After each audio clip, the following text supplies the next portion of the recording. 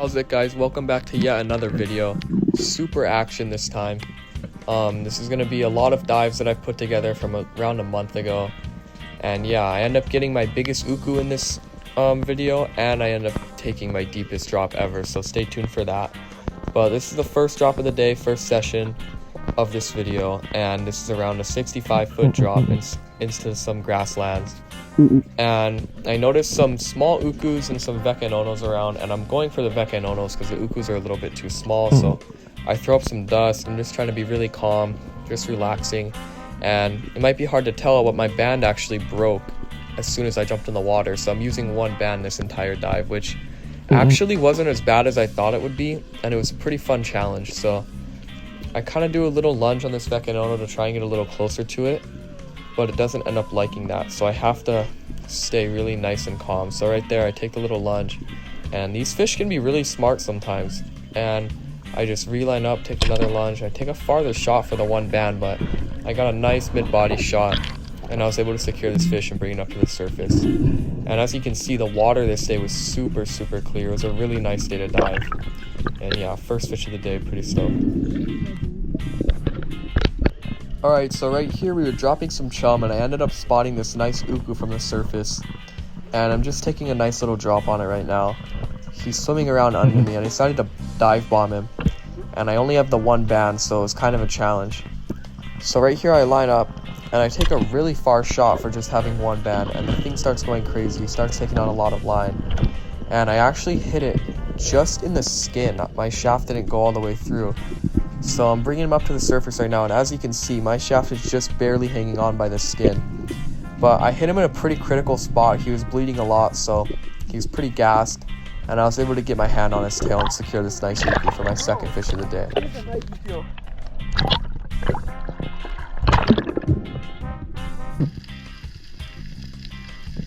Okay, so right here, this is another session.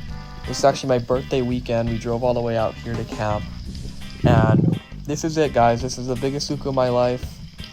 15-pounder we later found out. So right here I'm taking a drop, only in about 40 feet of water too, which is crazy, and I didn't spot it from the surface.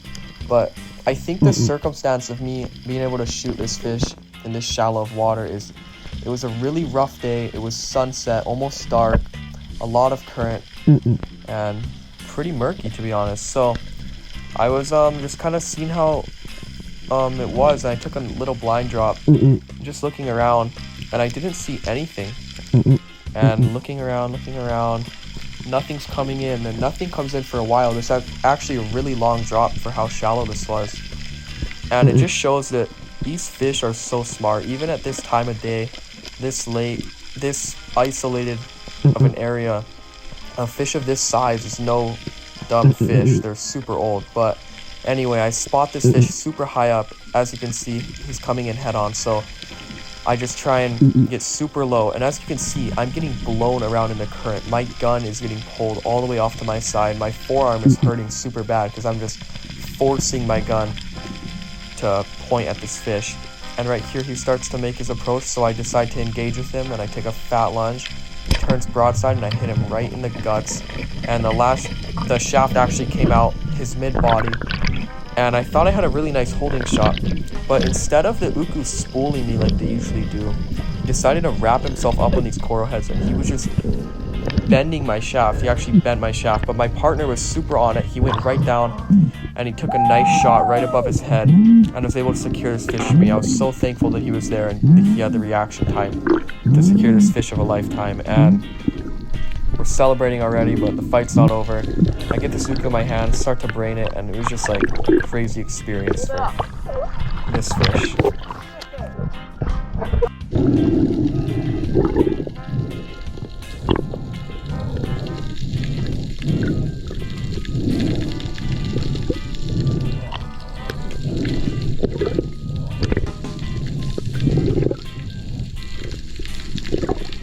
Alright, so here we have another session, completely different side of the island, still a super good zone though, and I seen a nice moo pile from the surface, so I'm taking a drop.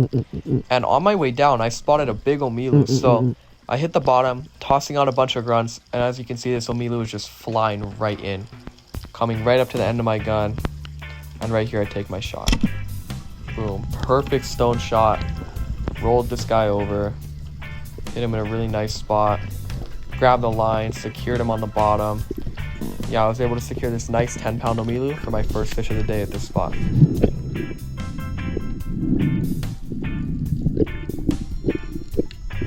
Okay, so right here, this is an 100-foot drop at a different type of reef. And I'm just going down, I'm letting my negative buoyancy pull me down. The bottom here is around 115 to 120. These rocks that look shallow are actually about 105. And as you can see, I'm trying to dive bomb this moo pile. They're pretty dumb because of how deep they live, but they're still being pretty smart. So I kind of gave up on them. I didn't want to chase them around at 100 feet. So I'm just looking around and yeah, waving my flasher, just looking for anything to come in. And yeah, just scanning the area. And my partner actually said he saw a few ukus on this last drop. So I'm still looking around and I look to my right. And it might be kind of hard to see, but there's this uku flying right in. So I line up and I take a nice shot.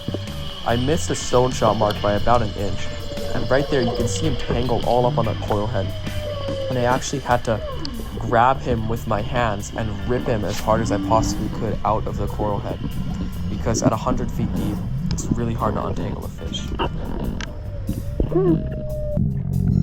So right here, this is the deepest drop that I've ever took in my life, down to 110 feet.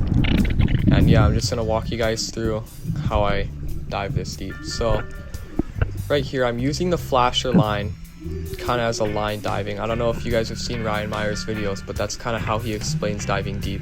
You use the flasher as a line to make sure you're going straight down. So I'm just slowly falling down. I'm almost at a point where my body starts to get negative and I can start sinking down in the bottom. But I'm not there yet, so I'm kicking. Right about here, my kicks start to slow down a little bit. And after about 5 more seconds, I fully start to free fall. So right here, I'm free falling. And you can see there's this big rock to my right. On top of that rock is about 100 feet. And I'm deciding to land in the sand, which is 110. So again, I'm just letting my negative buoyancy pull me down to the bottom. And at this rate, I'm starting to go even faster than I would when I was kicking. So right here, I level out and I land right on the side of this rock. And as you can see in front of me, there's a big moo pile. And right here, there's a little white tip, little hook in its mouth.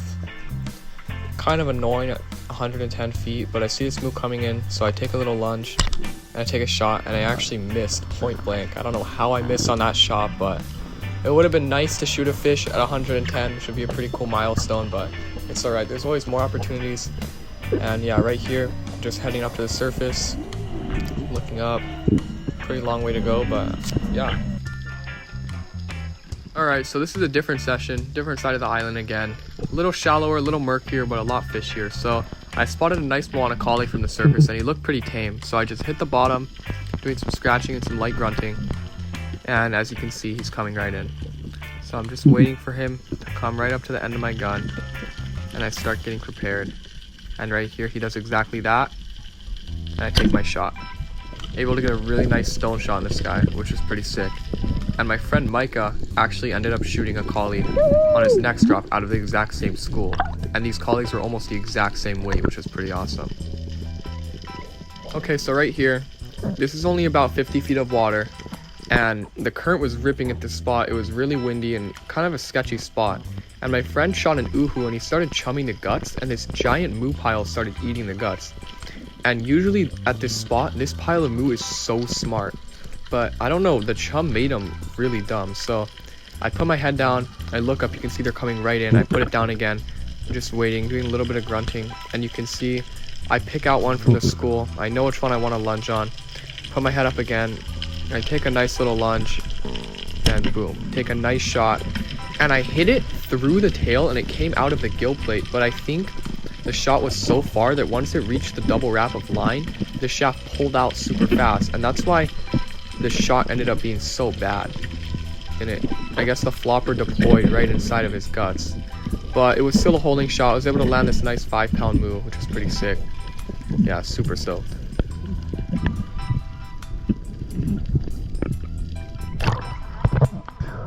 Alright, one more clip for this video. I seen this nice Moana collie from the surface and going down. This is about 75 feet.